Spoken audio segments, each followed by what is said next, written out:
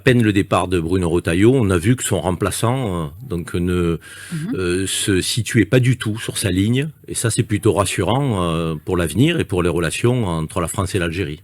Alors, on va parler d'ailleurs des déclarations de Laurent Nunez, qui est l'actuel ministre français de l'Intérieur. Et selon ses déclarations, il veut apaiser les tensions et faire un pas vers l'Algérie. En fait, il veut une relation normale. Pardonnez-moi, mais je veux dire, celui qui a détruit, qui a abîmé, qui a dégradé les relations entre la France et l'Algérie, c'est Bruno Retailleau. C'est Bruno Retailleau parce que il faisait état d'une forme de nostalgie insupportable, inacceptable dans la relation à l'Algérie.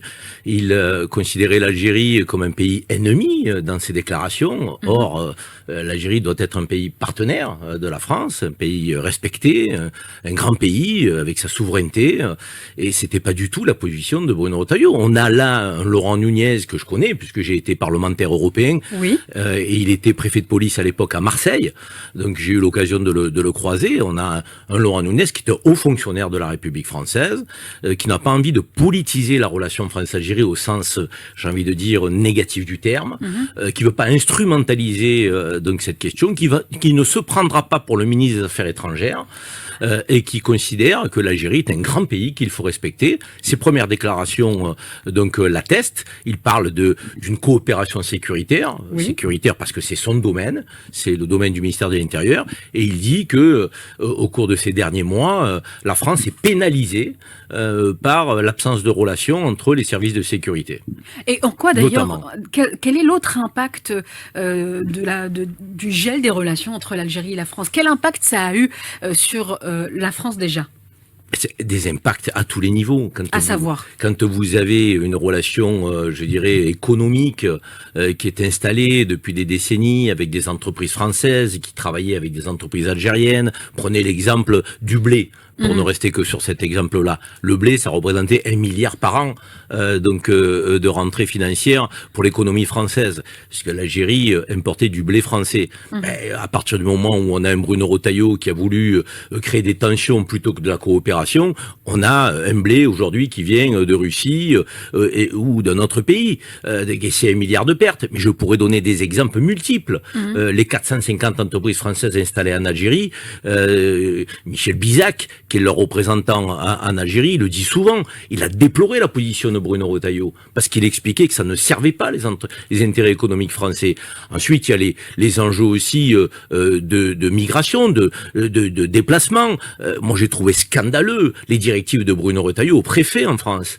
Pour pénaliser et sanctionner les Algériens qui bénéficiaient d'une installation normale, qui travaillaient, respectaient les lois de la République et qui se voyaient retardés dans le renouvellement de leur carte de résidence, qui se voyaient, je dirais, embêtés administrativement, volontairement.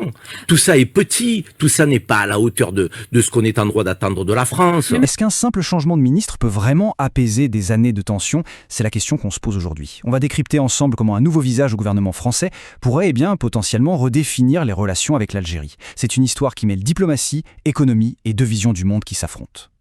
Et tout part de là, en fait. De cette déclaration, ces mots, ce sont ceux du nouveau ministre de l'Intérieur, Laurent Nunez, et ils affichent une intention très claire. On veut tourner la page. Après des mois, voire des années de relations pour le moins glaciales, l'objectif, il est simple, la normalisation. Mais voilà, pour bien saisir l'importance de ce changement de ton, il faut d'abord comprendre d'où l'on vient. C'était quoi le climat juste avant cette volonté d'apaisement? Pour ça, il faut regarder qui était aux commandes. Et le prédécesseur, le voilà, Bruno Retailleau. Et d'après l'analyste Karim Zerebi, ses actions ont, je cite, « détruit, abîmé et dégradé la relation ». La raison? Une posture idéologique très très marquée. Le mot qui revient tout le temps, c'est celui-là, la nostalgie. Pour l'analyste, cette posture a été le véritable poison dans la relation. C'est le point de friction qui a tout bloqué, qui a créé une rupture vraiment profonde. Cette image, elle résume parfaitement le fossé. D'un côté, une vision qui perçoit l'Algérie comme un pays ennemi, de l'autre, l'appel à la considérer comme un pays partenaire, un État souverain qui mérite tout simplement le respect. On est sur un véritable choc des philosophies. Bon, mais au-delà des mots et des postures, quelles ont été les conséquences concrètes de toute cette tension? Parce que, évidemment, ce n'était pas sans effet, ça a eu un coût, et un coût bien réel pour la France. Alors là, le chiffre qui frappe, c'est celui-ci. 1 milliard d'euros par an. C'est la valeur du blé que la France ne vend plus à l'Algérie. C'est un marché colossal qui profite maintenant à d'autres, notamment la Russie, une perte sèche, directe pour les agriculteurs et pour l'économie française. Et le coût n'est pas seulement économique, loin de là. La coopération sécuritaire, qui est pourtant vitale pour les deux pays, a été mise à l'arrêt, complètement gelée. Les 450 entreprises françaises qui sont sur place se sont retrouvées en grande difficulté. Mais c'est peut-être au niveau humain que l'impact a été le plus direct, le plus palpable. Ces mots sont très forts. Karim Zeribi décrit ce qu'il qualifie de harcèlement administratif délibéré. Concrètement, des résidents algériens en situation parfaitement régulière en France auraient vu le renouvellement de leur titre de séjour volontairement retardé, bloqué. Une situation qu'il juge scandaleuse et petite. C'est donc dans ce climat de crise qu'arrive Laurent Nunez. Et son profil, il est à l'exact opposé de son prédécesseur. On ne le présente pas comme un idéologue, mais comme un pragmatique. C'est un changement de style radical. Ce qui se joue ici, en fait, c'est le passage de la confrontation politique à la coopération technique. D'un côté, une relation qui était utilisée comme un outil politique, de l'autre, la volonté d'un haut fonctionnaire de revenir à l'essentiel, une gestion de dossier fonctionnelle et surtout respectueuse. Alors comment est-ce qu'il compte s'y prendre ? D'abord, se concentrer sur son cœur de métier, la coopération sécuritaire, qui est au point mort. Ensuite, rester à sa place, ne pas jouer au ministre des Affaires étrangères. Et enfin, le principe fondamental, traiter l'Algérie en partenaire égal, comme le grand pays souverain qu'elle est. C'est une question de respect. On en arrive donc au point central de toute cette histoire. Est-ce qu'un seul homme peut vraiment inverser la tendance ?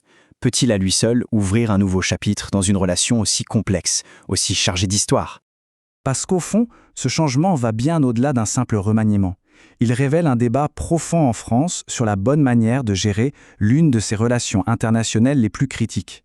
Ce n'est pas juste un changement de personne, c'est un vrai changement de philosophie diplomatique. Et donc la question reste entière. Face au poids de l'histoire, face aux cicatrices très récentes, est-ce que le pragmatisme d'un seul homme peut suffire à réparer les ponts et à rebâtir la confiance ? Seul l'avenir nous le dira.